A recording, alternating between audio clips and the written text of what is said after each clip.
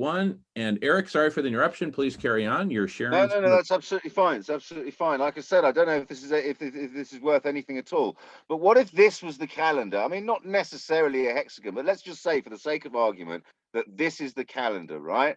And the center is today. This is what's happening today, right? And this is what's happening tomorrow, and then that's next week, that's next month. You see what I mean? And so as you go further and further out, you're going further and further back in time. And there's more space as you go further out as well. And I mean, each of these triangles is subdividable into 4 more, which are then each of those subdividable into 4 more, and so on and so on and so on, right? You can get an infinite amount of information into this finite space by subdividing triangles as much as you want to. And the chronology, instead of the standard, 30 days on a rectangle kind of thing, or a page per day that you flip over, you've got all of time on the one calendar, right?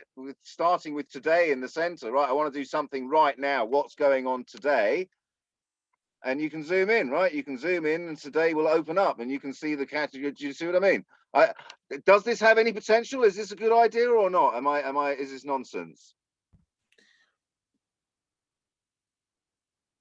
Well, first of all, I don't think it's for anyone to judge whether it has whether it doesn't have potential. Obviously, it does have potential. I would just like to offer as a thought, since we are talking about bringing in very diverse communities from very diverse backgrounds, perhaps a default view might be a more standard, I don't even know what it's called, Gregorian calendar, the standard. Yeah. No, I get it's not standard. I completely get that. I just that you can get it all on one thing, right? You can get all of time into one thing. Yeah. No. I mean, it could be like an alternate view, for example. And so, for example, if you're looking at a particular event, one of the optional icons, like we were talking about a bit ago, that you could click on could be the hexagonal view, or whatever you would call this, or the Wico view, whatever. Anyway, that's it. It was just a thought. What do you No, think, good. James? What's your response to that idea? Yeah, I mean, I've already on my platform have kind of gone for the standard view with a toggle to flip to my sort of new alternate view. So I like that idea of having multiple ways of seeing things, because I agree. I think that kind of hexagonal or spiral mode might be, really intriguing to some people, but then, there might be others who find it confusing, or so I think having those options would be good. Have you guys had many thoughts about how it would look visually yet? What the UI would be like? Yeah, we were covering that earlier today. Just kind of some default preliminary thoughts are that since the focus is very much on calendar, the name would literally be Chrysalis Calendar, chrysaliscalendar.org being the default URL that we're kind of gravitating towards. And you'd go there, and on the front page would look very much like a standard monthly calendar, except it would start kind of in the middle of the present week, whatever week we're in, and days that are in the past would be kind of grayed out. And then today's day would be somewhat highlighted. And, so you'd see, like, by default, the next, 28-ish days. And then you could scroll down and see kind of week by week. And then on each, what I think of as a day square, it'd be 7 wide for the 7-day week. On a day square, you might just see like the titles, or even the beginnings of titles. If it's a long title, hover over it with your mouse, and then a little window would pop up with more information. If you click on the day square, you'd go to an entire new page where you'd see essentially full details, or fuller details, because there might be a dozen or so events on the page for today. And then if you click on any one of those events, it would take you to the page for that event, which could even have images, links to back, a couple paragraphs, links to videos, links to whatever. And so it's essentially going from minimal title to more would be the trend. And then part of that more could be either color codes or little emoji-like icons that would give you at a glance, hey, is this a meeting that's more like the conversation, where you can anyone who comes in can converse and talk and really have their voice heard? Or is it more like Humanity Rising, where, yeah, you can sit there and listen and watch, and, type in something into the chat, but you really don't have a voice. You don't get to actually talk on there. We were thinking of having like a color coding for that, but it could equally just be one of many icons, the sum total of which, kind of like a box of cereal at the supermarket. You can see, is it vegan? Is it GMO or non-GMO? Is it gluten-free? Is it this? Is it that? You've got all these icons that are now standardized, organic, et cetera, for those. So basically the cereal box model of just at a glance, you really get the gist of the type, the nature of the meeting. And then of course the title will tell you what it's about. And then we were even thinking of having the possibility of icons for the different groups that would be hosting these meetings. Eric, if you wanted to put on your screen the Liberate Mankind image, Eric's going to be hosting certain meetings. And when Liberate Mankind, you would see that icon of that bright orange, yellow, that inspiring icon. You say, oh, that group. Gotcha. Okay, great. So the whole idea is that at a glance, you're able to get the gist of, what type of meeting, what topic. Is it a participatory one? Who's leading it? And then, per Malcolm Gladwell, his famous book, Blink, at the blink of an eye, you can basically say, yes, this is drawing me in, or no, pass that one by.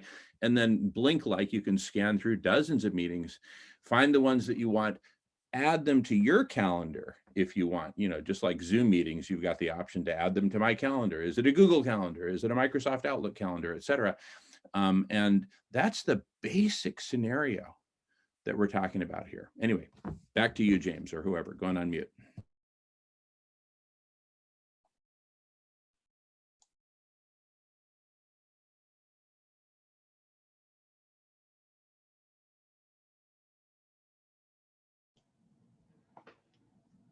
Just one idea that came to mind was maybe this is a bit further down the road, but if you had lots of people, entering lots of events on a single day, potentially integrating some kind of ability to like or upvote events so that you kind of see what's voted by the community gets kind of sifted to the surface is what pops up first.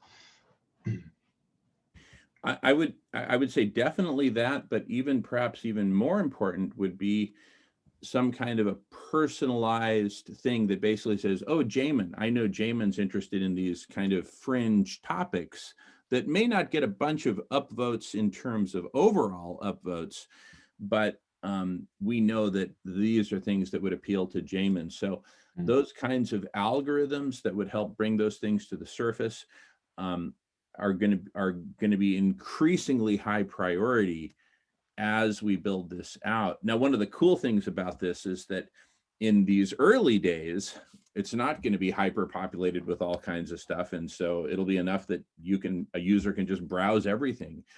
But as we get more and more participation, more and more groups, as Karen, for example, starts uploading all of her events and brings her friends and says, hey, upload your stuff to the Chrysalis calendar, it's super cool. Then we're going to have more and more demand for exactly what you're talking about, James. So I'm really glad we're thinking about this sooner rather than later. I'd like to pick up on that point about as the audience grows, that I think that is the major potential of it, to the extent that it's non-threatening. We're not asking anybody to give anything up.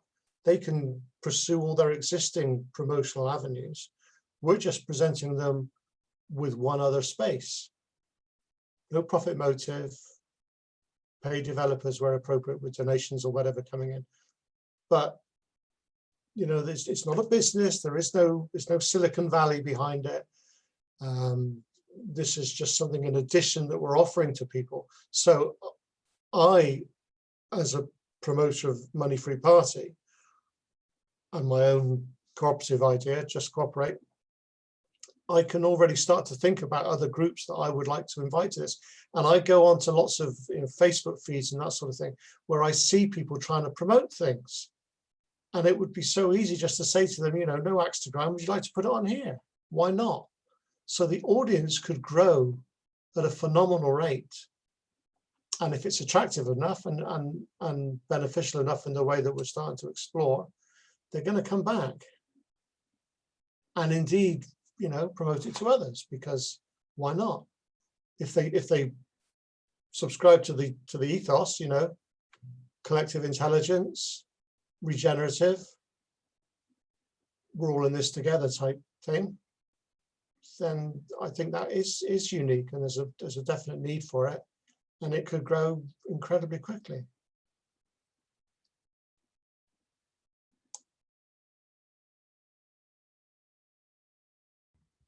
I totally agree. I mean, the scenario for sharing is once I get all my events up on this, you know, Chrysalis calendar, I immediately want to share it with everyone. And then, of course, some of those everyone will have their own events that they see, and they'll immediately see the value and say, well, shoot, I want to be there too.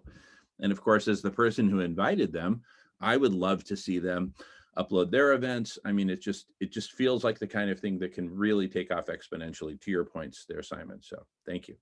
Going on mute. And what's also really cool is that the audience for any one event actually becomes the audience of all of the other events, potential audience for all of the other events on the calendar, right? The potential for cross-pollination in the grand collective intelligence, right? Not in any one cell of collective intelligence, but in the grand collective intelligence, the cross-pollination opportunities are enormous, and that's huge. So yeah, I love it. I love it. That's the point. It is, we're creating this space for transformation. It is what it is. It's the Chrysalis. And it's not who I know, it's who they know. And, you know, the viral thing. And in terms of just thinking about the prism aspect, if you drill down perhaps into a particular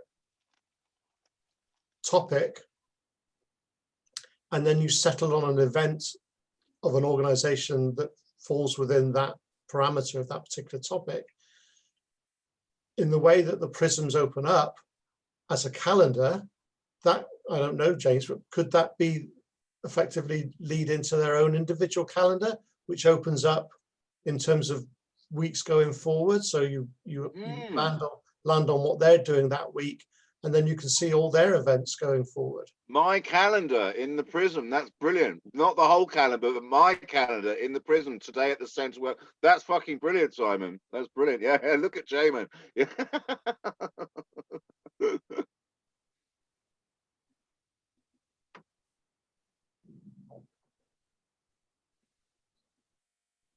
Could it go further? Could it break down to people in that organization? So you could get a profile about each individual person and their involvement, and reach out and contact them individually. You know, like you can go into Zoom chats and choose the person you want to talk to. Absolutely. I'll take advantage of the fact that Eric's mouth is full for the moment, a rare opportunity. And, you know,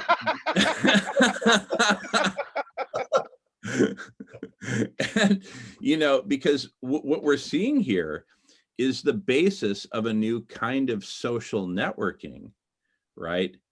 Based on actual conversations, right? A social network where you can actually talk to the people, because you get to see who's presenting and say, hey, I see you're presenting next week on this topic. It happens to be my favorite topic. You know, not only am I going to show up, but I wanted to A, suggest some additional points that you might raise, and B, offer myself up as a supporting speaker if you're open to that, or I can just, you know, sit there quietly as you wish. But in any case, I wanted to reach out and plant some seeds with you. What do you think? So even the lightest, you know, buddy press or whatever social network add-on could be of tremendous added value in this scenario, because all of these folks are ultimately going to be registered users, right? With the ability to upload their own events, and therefore, why not let them talk to each other, let them friend each other, whatever. I don't know about friending, but you know, basic social networking attributes. And what's interesting is, just as a historical point, where history is now 26 hours old exactly, we were starting off on saying, hey, let's do this as snack bar, social network of actual conversations. But then we, for a bunch of reasons, we said, no, let's not center this as a social network. Let's center it around the universal calendar and let it grow from there. But very quickly now we're coming back to social networking features. So just wanted to flag that. Go ahead. I was just going to say, following on from your comment about people reaching out and contacting, a big part of Extinction Rebellion in terms of spreading their message is something they describe as train the trainers. They're always looking for new people to train up to do it, especially introductory meetings. At the moment, they're working on something called Money Rebellion, and they're training people up for that. And they have existing ongoing cohorts of people training up. So that's something that, if you've got an organization that wants to expand their message and is struggling for personnel, this would be the ideal place, in the way that you describe, to meet new people, to train up. They could schedule a training meeting as a consequence, invite from the entire community, hey, we're looking for people to train to present this, please come to this meeting. So it's just got so many nuances, hasn't it, really? Karen, I haven't met you before, I don't think. Nice to meet you. And I don't want to put you on the spot or anything, but I'd be very interested in your impressions. I don't know how long you've been attached to this calendar idea, but what do you think of what you've heard so far? I think you did say Karen, right? I did. At At least I think I did. Why? What did you think I said? I thought you said Aaron. Definitely didn't say Aaron. No, perhaps the K got cut off in a moment of bad transmission. So I came across the conversation, I don't know, 6 months ago, maybe, Jamin, 7 months ago.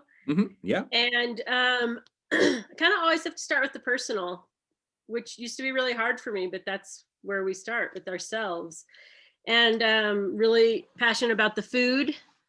And making sure that every person on this planet is eating healthy. And I kept hanging out with Jamin and Salesh and everyone that kept eating their vegan meals, and I was still not fully eating plant-based diet. And I just, like, I don't know, since like October have been like changed that completely, like plant-based diet. I mean, 99.9%, I'm still, when I'm served something, I will eat it if it has meat in it, when it comes from as a gift.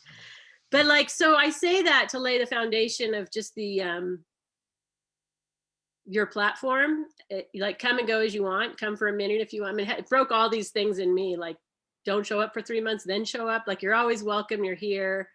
So I'm so in alignment with, so far, every single thing I've ever seen when I've been on a conversation or heard or felt the press conference, and it's always evolving and changing. And I love that you're so brave to just say, we're going to build this. And then in the next moment, oh, we are actually now building this over here. It has parts of this, and it's just this ever evolving. So honestly, half the time from a brain standpoint, I don't understand what Jamin is saying. He's got this level of brilliance and logistics that, from a brain standpoint, it's a whole different language. Yet I do understand it from the heart, and it completely resonates with my body. So it's usually like whatever they're talking about, I can feel the resonance, so I'm in. So I don't actually totally know. I just breeze through Jamin's long emails each week. So I'm like, when am I going to get back on the conversation? When's my calendar going to open up? So I don't know a lot of details about this calendar, the Chrysalis calendar. The name is phenomenal. But what I feel is that keeping a calendar has been the biggest challenge since I was born. It's one of the things that holds me back from my own personal business, booking clients. I kind of just don't like it. It feels rough, and the edges, yet everything you've talked about and that display that I just saw, it just like melts. Like I was like, wow, that would be phenomenal. And just, so, I mean, so far what I'm hearing sounds amazing. I totally honor and applaud the people like all of you who are the make it happen behind the scenes, the technology part of it, because it's, again, like not my thing. And I think the other thing that resonates with me about, again, I don't really know very much. I've never asked you this, Jamin, and I really haven't felt a need to, but I've heard a couple little things about just kind of stepping away from some of these social media platforms, Facebook or other ones, that anytime I'm doing something in a group and I feel like there's an out of integrity piece that it starts to get heavier, I kind of do throw the baby out with the bathwater.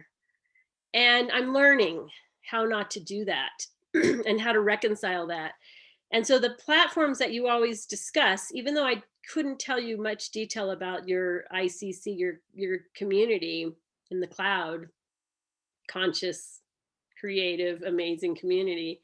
It feels in integrity, and it feels like it's for the good of the whole and all of humanity and unity. And it comes from love. It's leading with love. It's in love. And those are the things that are important to me.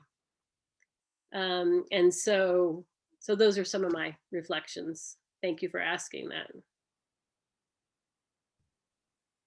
Beautiful. Thank you so much, Karen. Thank you, thank you, thank you for everything you just shared and for being here and for leading from the heart. And this conversation, I can tell you right now, you have transformed this conversation.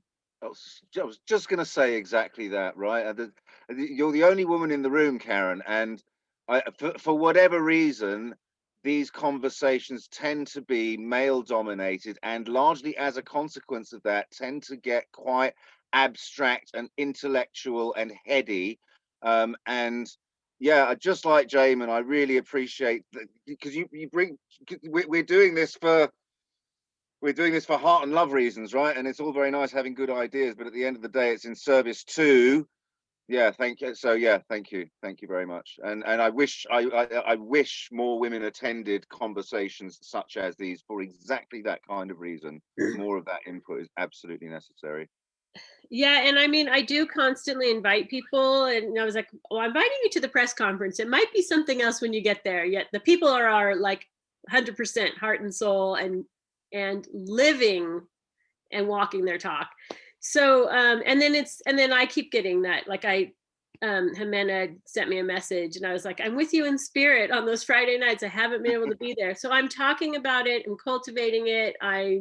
I share with people about it, and then I'm also making the commitments I need to make to show up here, you know, more frequently like I was before. So yeah, and I just feel all of your hearts every single time. Like maybe there's primarily, you know, all men speaking with like, in all honesty, I will say, I have 4 boys. And while I don't take too much credit for who they are in the world, one thing I take credit for is that I cultivated an environment where they lead with their hearts.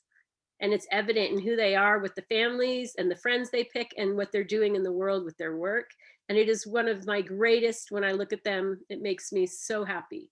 And when I come here to the conversation, even when there's been, you know, we're not all going to agree on things, even when there's been, you know, challenges and how to move things forward, I feel the heart of all of you when you're speaking. And I just, I mean, there's probably not much more to say besides that. I mean, it's so important. So important. So you're all like shifting our world in our balance of masculine, feminine, you know, divinity. So I really value the feminine divinity and what I feel from you guys when you're sharing. I do. Can I just add what I know about women, which isn't much, and what it did got me into trouble. It's that women are, correct me if I'm wrong, Karen, but women are pragmatists. And I think we're starting to move on to something which is, you know, from the heart, but it's also very pragmatic. And I can imagine women, as a consequence, turning up to these things because they don't always just like to talk for talking's sake. They do sometimes, we all do, but they also like to get things done because they have to, especially if they're a mother. So I can actually see more and more women turning up to the way this, because it's evolving. And arguably this transformation we are talking about is, you know, we're moving from this patriarchic structure, which is very dominant, top down and left brain. So, you know, that could be something quite interesting to see how things progress and whether women start to take not just an equal part, but even more of a, I was going to say dominant, that's the wrong word, a leading part. Well, it's fascinating because I really never thought of, I mean, there must be male and female butterflies, yet I always feel like the butterfly really represents femininity and like that motherhood state where, you know, you're just, it's, you know, you can transform anything into anything, and you do it from the heart, but you also, I think you worded it so well, Simon, right? Yeah, you just, as a woman, whether you're a mother or not a mother, but you know, I can experience a lot from being a mother, my own grandparent, my own lineage of that. Yes, you want, like, we're going to sit around and have coffee or margaritas or tequila shots, and we're also going to be getting it done. Like, we're having the conversations and we're getting the work done at the same time. And that's wonderful. And that's what you guys do here. It's like you're having fun in the conversation and you're getting the work done. So yeah, I look forward to the same, like just continue, you know, extending this invitation and to the women I know, and let's just keep seeing who shows up.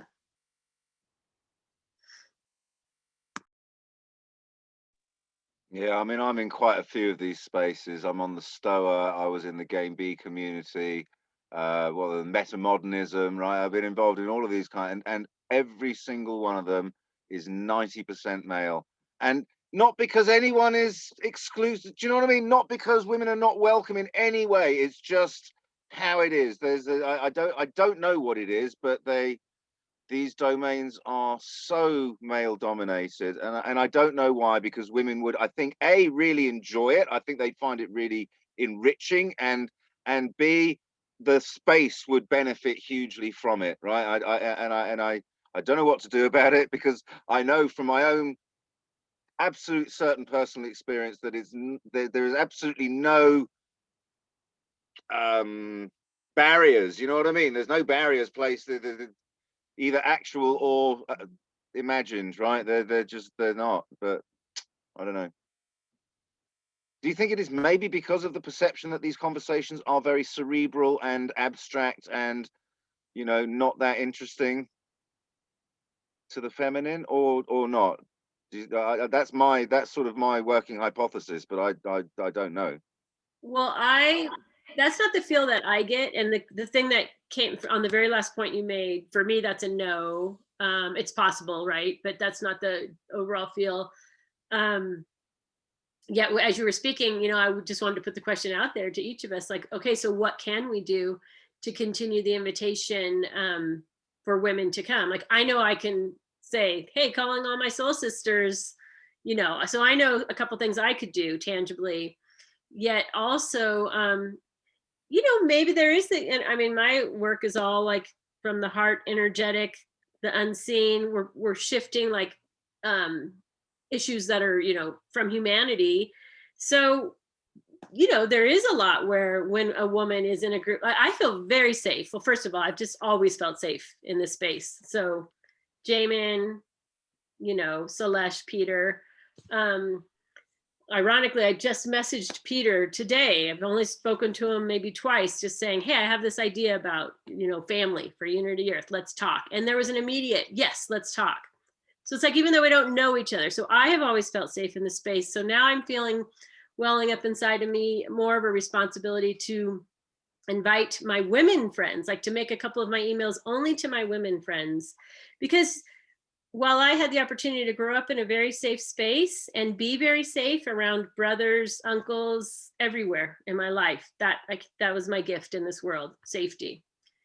Many women haven't had that gift and have been shut down. And so maybe just out of an unconsciousness, what you said at the very end there is, maybe it's like, oh, it's just another group of men doing their thing, hogging the stage. I mean, who knows, right? There could be some unconscious feelings that way. I mean, I have seen women involved, and the women here, they're very empowered, heart-centered women. So, so yeah, I mean, I'd love to hear other thoughts of what you guys think would be, you know, maybe a reason why. Yet, to me, what's more important is moving forward. Yeah, how to fix it. Invitation out there. Yeah. I think what's interesting is historically is women became more, took on greater roles beyond the stereotypical just mother type role, wife, mother.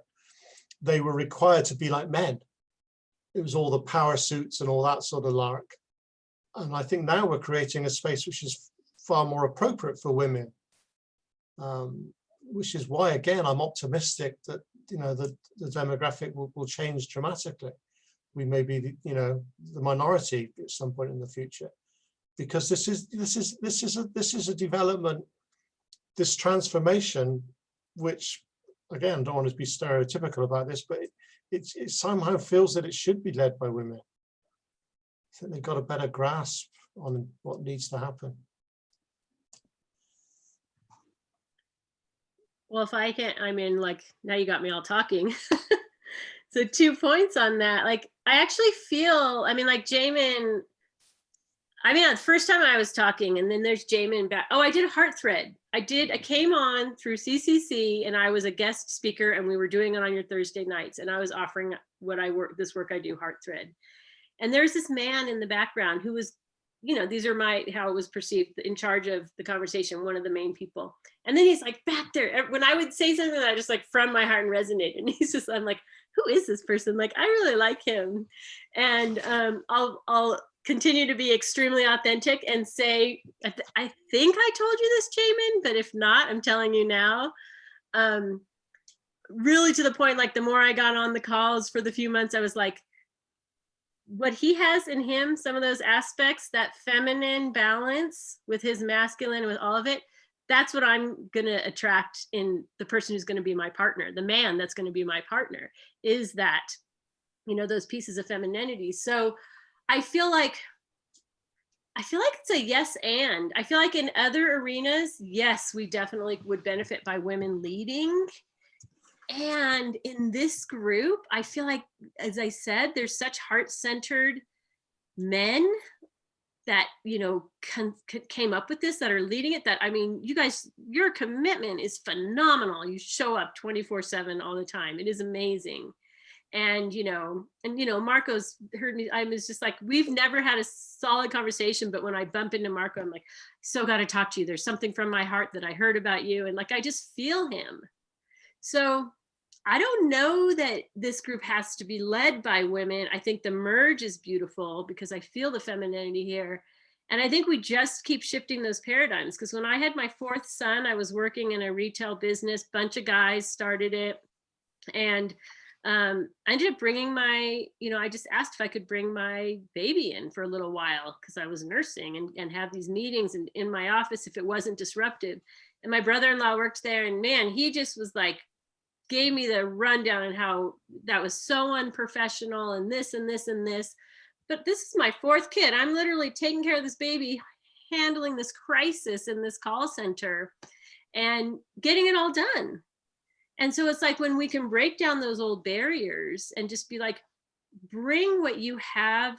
And if I feel safe in the space, like today, I mean, I've said more to you guys, and like, you know, I mean, I feel safe so I can speak in an empowered way. And we take those barriers down, and we come together as men and women, and we offer, you know, we offer our gifts. And we are seeing it. We're seeing it happen, because the people I've been primarily hanging out with since last year is like you guys in the conversation, and, you know, Unity Earth, and, you know, some of those guys, Ben, and, you know, that feminine and masculine togetherness and conscious living for the community, for the whole. So those are my 2, like, I feel like I'm just like this like bridge between these groups, and there's so many intermeshed, so it's beautiful. So I'm excited to invite more women to the circle, and you know, I for sure will also let them know, like, what an amazing safe space, and that the men are asking. We are looking for our women leaders. We are looking for, there's a role for all of us, you know. I mean, I love that I can come on here and speak, and that I can come on here and be quiet, yet still have my energy felt and know I'm contributing.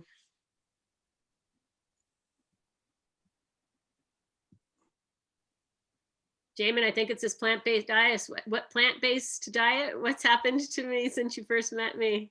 And I'm really serious about that too, with the diet. Thank you. Yeah.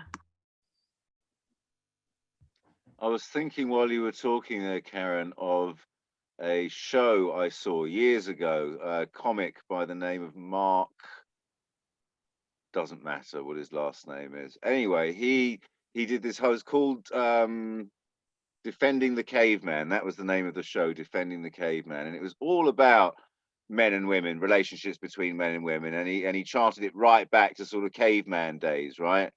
And that back in caveman days, because men are physically stronger and faster and can throw things further and stuff like that, the men tended to do most of the hunting, right? And by virtue of the fact that men became skilled at hunting, in order to be skilled at hunting, you have to be able to focus all of your attention on one thing to the exclusion of all else, right? Whereas women, whose role tended to be more of the foraging, you know what I mean, being aware of the surroundings, you know what I mean, that kind of thing, that's a whole different kind of thinking, right? You absolutely don't want to focus your attention on one thing. You want your attention to be broad and open so that you're aware of all of the things around you and you can put it all together in a big picture. And so, you know, he's like right back from tens of thousands of years ago, and obviously this is an oversimplification, but men have been little picture, women have been big picture, right? And this whole thing of patriarchal societies, men get caught up in their petty little conflicts, forgetting that there's a whole world out there that they are impacting on through their petty little conflicts, right? Whereas women would not lose sight of that.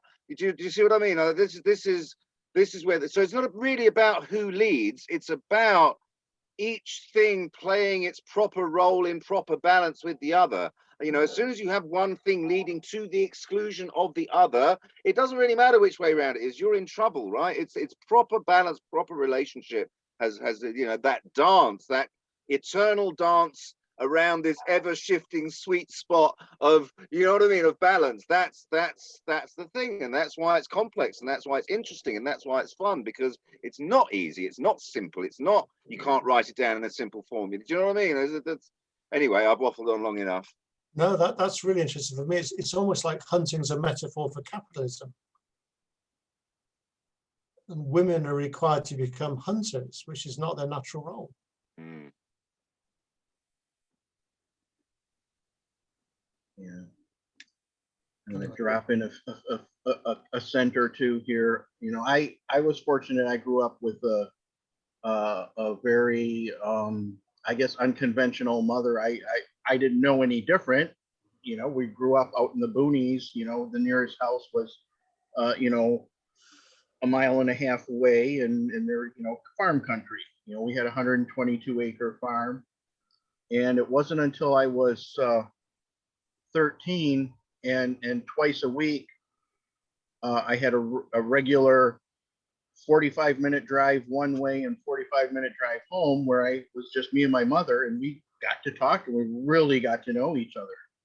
And that's when I learned that she was a little bit different than the other mothers, you know, because, you know, I was always going to her business meetings with her, going to the, you know, we'd go to the bank in the spring, and you know, they would see us come in the bank, and you know, the first teller would say, "Oh, I'll tell them you're here." You know, it's like, "Go on in, I'll bring coffee."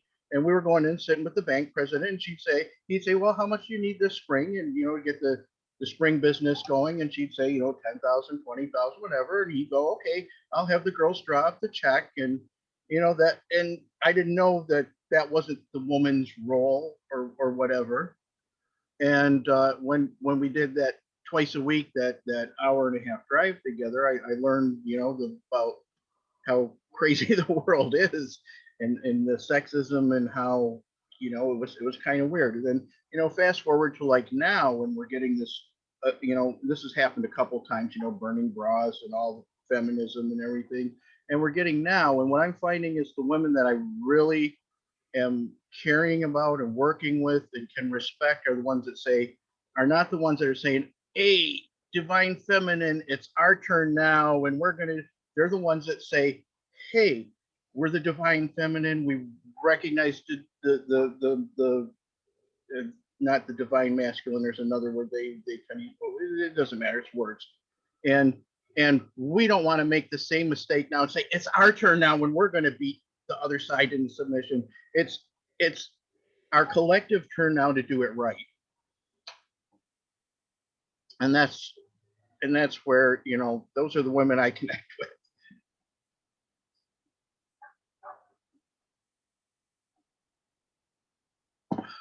of which you are one character for sure. Thank you. You said that so beautifully. Thank you. He's one of those people, Marco. He doesn't speak all that often, but when he does, it lands, right?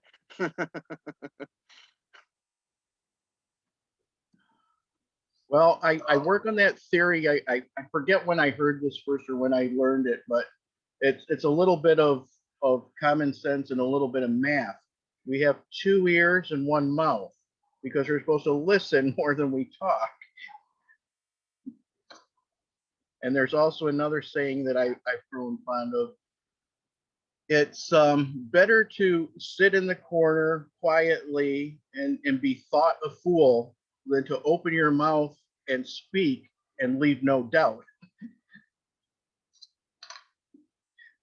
You know, when you're not prepared, you know, there'll be the time to talk, and it's not that spur of the moment usually with a half-baked idea or an emotional outburst. It's after you've listened and contemplated things. So I've heard that quote before. Is that Mark Twain?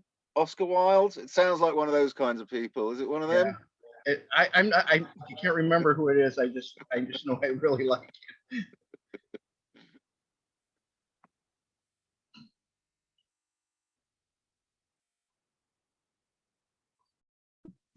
So what else can I learn about the Chrysalis calendar? What else are you guys, how are you moving forward with this? Well, it's a very, very, very good question. It's a very good question. The way I see it, there are 2 basic ways. There are 2 basic approaches, one of which I favor over the other, but I think either can work.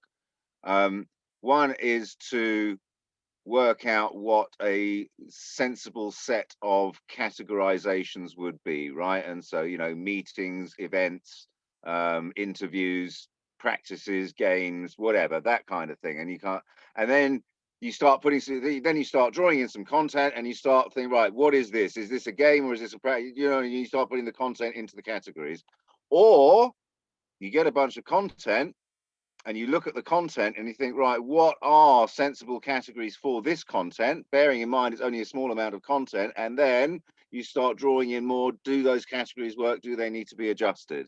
So personally, I think those are one of those 2 lines. I don't really see there's many other options. It seems to me there's one. They're essentially 2 sides of the same coin, right?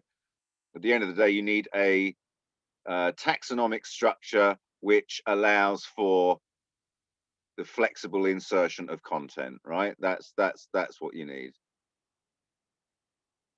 Whether you start with the content or you start with the structure is, I don't know. I jump in, Jamin.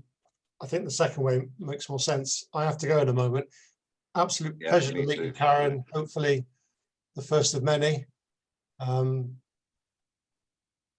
We only thought of Krista's calendar last evening, so we're 24 hours in. You're asking the questions that the basic idea of as it evolves, it's a space for collective superintelligence. It's not for any one of us to decide. It's a joint effort, and the more people that are contributing to those decisions from all sorts of perspectives, the more productive and valuable it's going to be to everybody, I think. I'm sorry we've lost James, but hopefully, you know, it's again, first of many meetings where he'll be contributing it. I don't know if Vincent's still with us, but I'm going to leave the meeting now, but fantastic. And oh, he's still there. Good to know. It's still there, yeah. There's a little thumbs up just to let us know he's still alive. Vincent is driving, in his defense. Yeah. But Simon, if I could get 30 seconds before you go, because I think this last question is really profound. I think it makes way more sense for us to focus first and foremost on content. And it's kind of like we've got this big open garden now, and it makes a big difference what kinds of seeds we sprinkle around in the garden. That's really going to kind of set the trend, because these initial seeds are going to be the ones who invite others. And in the sense of birds of a feather flock together, I say let's really focus first and foremost on precisely inviting folks like Karen and her community. And let's really, imbue this with, just goodness, really wonderful, amazing, loving, heart-centered, heart-led goodness. I think the name itself, Chrysalis calendar, it sounds feminine, and it's all about the pregnancy of this thing that's now becoming, and the thing that it gives birth to is a butterfly, which, as Karen beautifully said, is a very feminine thing. So I think, yeah, which then eat your cabbages and your broccoli, bastards. no, we pollinate your broccoli flowers and your It's the butterflies that lay the caterpillars on your cabbages, right? They're not angels, these butterflies, right? It's them that's sticking the caterpillars on your cabbages. Oh, they're angels. Just like women, bring babies out. Okay. I wanted to ask you, Karen. I mean, apart from having raised 4 boys, what's your thing? What do you do with your time? What's your My thing. Well, after raising 4 boys, I've been spending a lot of time when I can, like, doing nothing, doing no thing. No, but I live in this little tiny village in Jemez Springs. It's beautiful. I'm surrounded by mesas, a sacred space. So I've cultivated, like, my life's work is with children. So I'm pretty clear that before I leave the planet, I'll be a catalyst in ensuring that every child on the planet is nourished physically, spiritually, mentally, emotionally, and financially. Thus, you can see why I was so attracted to J-Man, like feeding and the money piece. So demonetizing money, I'd never heard that before. It was great when I heard that. So I've done a variety of, running a home daycare so I could be around my kids, working in retail for many years so I could make more money to buy houses, for the family. But my heart is, like, I taught preschool for a long time, directed, and I'm a certified family coach, and I do a lot in the healing arts. And I'm actually working with Heidi Little right now for the social emotional learning. And so my passion, I have a business. That's where I need support and help, is like logo, marketing, but that's why I just love these groups. But I like to just do the work. All that other stuff, like trying to figure out calendar, I told you, is challenging. But my business is called Surf in Your Soul, because I'm passionate about assisting parents in understanding a way to foster their child's soul development, like who their child is. Children know. And I watched for years and years how their spirits got squished and this and that. So how do we support parents and teachers and other influencers of children to let children be, and to develop them as the light that they are, whatever religion you are, whatever you want to call it. So that's my passion. Yeah. Thank you for asking me.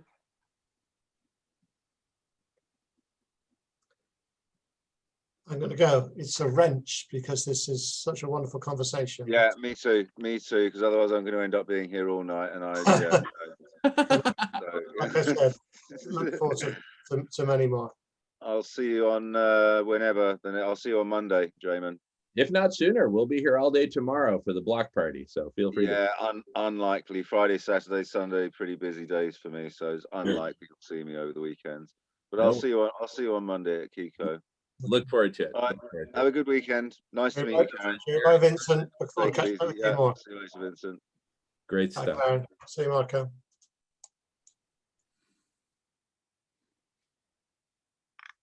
Wow. You see, Simon is in England and Eric is in Galicia, Spain, northwestern Spain, one of my favorite parts of the world.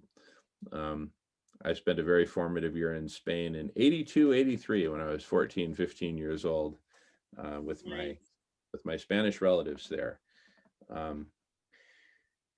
Oh my goodness. And wow, so exciting. I'm going to actually have to take a break myself fairly soon. My partner, Melissa, is here and just for a bit. So we're going to have some lunch break time, but the party continues. The press conference continues. I think I'll pause recording just to give us some breathing room from recording.